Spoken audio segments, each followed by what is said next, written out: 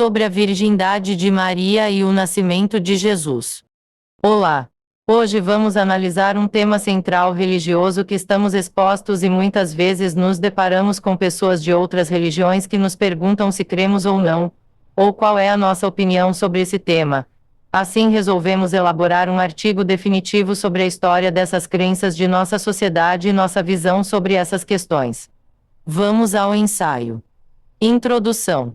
Entre os mistérios mais debatidos do cristianismo está o nascimento virginal de Jesus e a virgindade perpétua de Maria. Essas doutrinas são centrais na tradição católica e ortodoxa, mas frequentemente questionadas por estudiosos, teólogos protestantes e leitores críticos da Bíblia. Este ensaio procura refletir sobre esses temas com equilíbrio, analisando o que a Bíblia realmente diz, o contexto judaico em que essas ideias surgiram e o significado espiritual que dela se extrai. 1. O nascimento virginal e o contexto judaico. O Evangelho de Mateus afirma que Jesus nasceu de uma virgem, cumprindo a profecia de Isaías 7,14. Eis que a virgem conceberá e dará à luz um filho, e lhe porás o nome de Emanuel. Entretanto, no texto hebraico original de Isaías, a palavra usada é Almá, que significa jovem mulher, e não necessariamente virgem. A tradução grega da Septuaginta, usada pelos autores cristãos, verteu alma como parteinos, que pode significar virgem. Assim, a doutrina do nascimento virginal surge de uma interpretação grega do texto, não da leitura judaica original. Na cultura judaica do século I, não havia expectativa de um Messias nascido de uma virgem. O Messias seria um descendente humano de Davi, um rei, não um ser divino encarnado.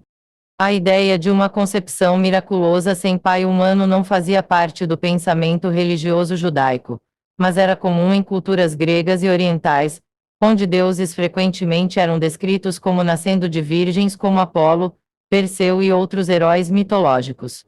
Portanto, o nascimento virginal pode ter servido, no contexto do mundo greco-romano, como uma forma de expressar a origem divina de Jesus para um público acostumado a esse tipo de narrativa simbólica. 2.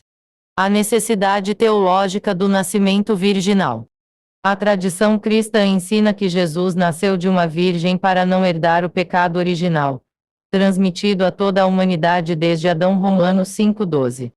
Mas essa explicação levanta uma questão lógica. Se Maria, sua mãe, também nasceu de pais humanos, como ela pode gerar um filho sem pecado?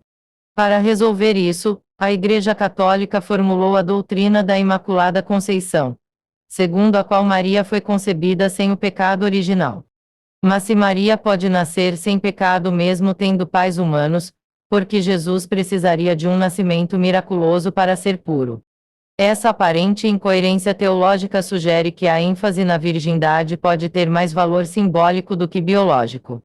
Além disso, várias figuras bíblicas foram consideradas justas e fiéis a Deus, sem necessidade de nascer de uma virgem e nem mesmo com a necessidade de um Salvador, como Enoque, que andou com Deus e Deus o tomou. Gênesis 5:24, ou Elias, levado ao céu no redemoinho. 2 Reis 2:11.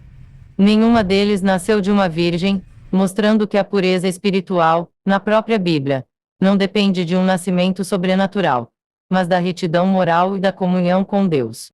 O que também inviabiliza a necessidade de um Salvador. 3.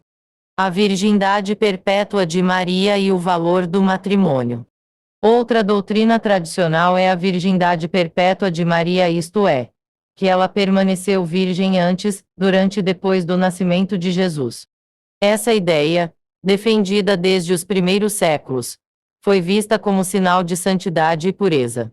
Contudo, ela entra em tensão direta com o ensino bíblico sobre o casamento. O apóstolo Paulo afirma claramente: o marido conceda à esposa o que lhe é devido, e também, semelhantemente, a esposa ao seu marido. Não vos priveis um ao outro, salvo talvez por mútuo consentimento, por algum tempo, para vos dedicardes à oração e, novamente, vos ajuntardes, para que Satanás não vos tente por causa da incontinência. 1 Coríntios 7:3-5. Nesse texto, Paulo reconhece o ato sexual dentro do casamento como algo santo e necessário, uma expressão de amor e união, e não um pecado. E ainda afirma que a abstinência deve ser por pouco tempo, para que não sejam tentados pelo inimigo. Portanto, se Maria e José eram realmente casados, não haveria pecado algum em terem uma vida conjugal normal, pelo contrário. Negar isso seria ir contra o próprio propósito do matrimônio, que, segundo a Bíblia, é uma só carne. Gênesis 2:24. Negar a dimensão sexual do casamento, como fizeram alguns teólogos antigos, acabou gerando uma visão negativa do corpo e da sexualidade, o que contrasta com a visão bíblica da criação, onde o sexo é parte da bênção divina. E Deus os abençoou, e lhes disse: crescei e multiplicai-vos. Gênesis 1:28. Interessantemente, a ideia de uma mulher virgem consagrada existia no paganismo greco-romano como as sacerdotisas de Diana ou Artemis, deusa virgem. Essa semelhança cultural pode ter influenciado, inconscientemente, a forma como a virgindade de Maria foi exaltada posteriormente. Assim, o nascimento virginal e a virgindade perpétua de Maria podem ser compreendidos como símbolos teológicos, mais do que fatos biológicos. Eles expressam a ideia de que Jesus veio ao mundo por iniciativa divina, e que Maria se entregou completamente à vontade do Deus católico. Mas isso não significa que o sexo conjugal seja impuro, nem que o casamento sem relações físicas seja mais santo. A própria Bíblia apresenta o sexo dentro do matrimônio como expressão legítima de amor, fidelidade e comunhão espiritual. Reconhecer que certas tradições podem ter raízes culturais e simbólicas não diminui o valor da fé, mas permite compreender que a revelação divina se manifestou em meio à história e às culturas humanas. Assim, mais do que fichar-se na literalidade da virgindade física, o cristão pode contemplar o verdadeiro milagre, o nascimento de uma nova mentalidade em Cristo, não pela carne, mas pelo Espírito. 4. O celibato clerical. O ideal ascético e suas raízes históricas. A valorização da castidade no cristianismo desenvolveu-se em diálogo com o ascetismo do mundo greco-romano. No século II a IV, influências platônicas e estoicas levaram muitos pensadores cristãos a ver a continência sexual como sinal de domínio espiritual sobre os impulsos do corpo. Escritores como Jerônimo e Agostinho descreveram a virgindade como um estado mais perfeito, ainda que reconhecessem o matrimônio como bom. Esse ideal encontrou paralelo em práticas religiosas da antiguidade. No culto de Artemis ou Diana, as sacerdotisas eram virgens consagradas, símbolo de pureza e dedicação exclusiva à deusa. No culto romano de Vesta, as virgens vestais também viviam em castidade perpétua, acreditando-se que sua pureza protegia a cidade. O cristianismo primitivo reinterpretou esses modelos dentro de uma teologia monoteísta. A virgindade de Maria tornou-se sinal de consagração total a Deus, e o celibato clerical passou a ser visto como expressão de imitação de Cristo e da vida celeste. Há clérigos casados e a disciplina inicial. Nos primeiros séculos, o clero cristão não era obrigado ao celibato. Fontes patrísticas e documentos conciliares mostram que muitos bispos e presbíteros eram casados e tinham filhos.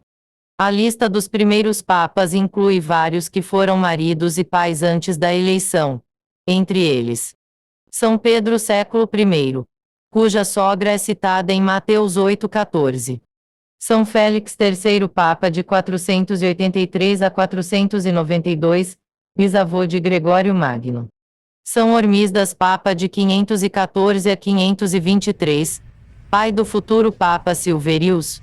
Adriano, I 867-872, casado e com filha antes de sua ordenação. Esses exemplos mostram que, até a Idade Média, o casamento clerical era aceito e compatível com a santidade de vida. B. A consolidação do celibato obrigatório. A partir do século IV, sínodos regionais começaram a recomendar que padres e bispos vivessem em continência. Contudo, apenas no século XI a Igreja do Ocidente tornou o celibato obrigatório. Durante o pontificado de Gregório V 1073-1085, as reformas gregorianas proibiram o casamento dos sacerdotes e declararam inválidas as ordenações de homens casados que permanecessem com suas esposas. Os motivos foram espirituais e administrativos. Expressar uma dedicação exclusiva a Deus e à Igreja, imitando Cristo celibatário. Evitar que bens eclesiásticos passassem aos filhos de clérigos, o que enfraquecia o patrimônio e a autonomia da instituição. Os concílios de Laterão em 1123 e Laterão em 1139 confirmaram a regra, tornando a lei canônica universal para o clero latino. A Igreja Oriental, porém, manteve outra disciplina: padres podem casar-se antes da ordenação, enquanto bispos permanecem celibatários. Virtudes e desafios do celibato. O celibato trouxe frutos religiosos importantes para a Igreja. É sinal de entrega total e de liberdade para o serviço pastoral. 1 Coríntios 7, 32-33. Testemunha a esperança escatológica de que no céu não se casam nem se dão em casamento. Mateus 22, 30. E inspira o fiel a ver o amor divino como plenitude que ultrapassa o vínculo humano. Mas a obrigatoriedade também gerou tensões. Alguns clérigos não tinham vocação para a vida celibatária, em certos períodos. A disciplina foi mantida mais por razões administrativas mais forçadas do que espirituais. Quando o celibato é compreendido como repressão do desejo, pode reforçar uma visão negativa da sexualidade, herança do dualismo corpo-espírito típico do platonismo, e não da Bíblia, onde o corpo é criação muito boa. Gênesis 1:31. A teologia contemporânea, especialmente com a teologia do corpo de João Paulo II, buscou corrigir essa distorção.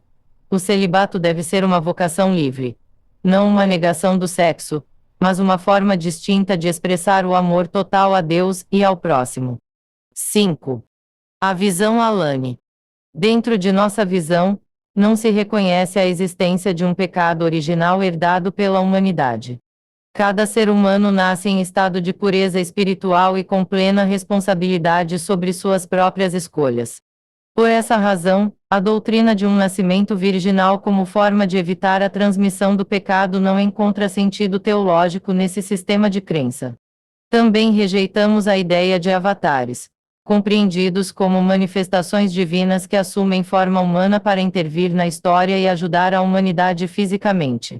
Essa noção, presente em diversas tradições religiosas como Krishna no hinduísmo, Maitreya no budismo e Apolo no paganismo grego, é entendida como uma forma simbólica ou mítica de explicar a presença do sagrado no mundo. Para nós, a glória de Deus é tão absoluta e transcendente que nenhum corpo físico poderia contê-la sem que a própria estrutura do universo material fosse desfeita. Resumindo, se Deus viesse num corpo humano, isso seria impossível, pois esse corpo seria destruído. Não só esse corpo, mas todo o universo material visível. Deus é tão poderoso que seria impossível ser contido nesse universo. Assim, Deus se manifesta não por encarnação literal, mas por meio da consciência, da justiça e da harmonia interior. No que se refere à sexualidade, a reconhecemos como uma expressão natural e sagrada da união humana. O ato sexual, quando vivido dentro de um contexto de casamento e fidelidade, não é considerado impuro nem contaminador, mas parte integrante da ordem natural da criação. O que desvirtua o ser humano não é o desejo em si, mas o uso irresponsável ou desrespeitoso da sexualidade, contrário aos princípios da reciprocidade e do amor verdadeiro. Que o Eterno nos dê entendimento sempre e nos abençoe a cada dia. Eise.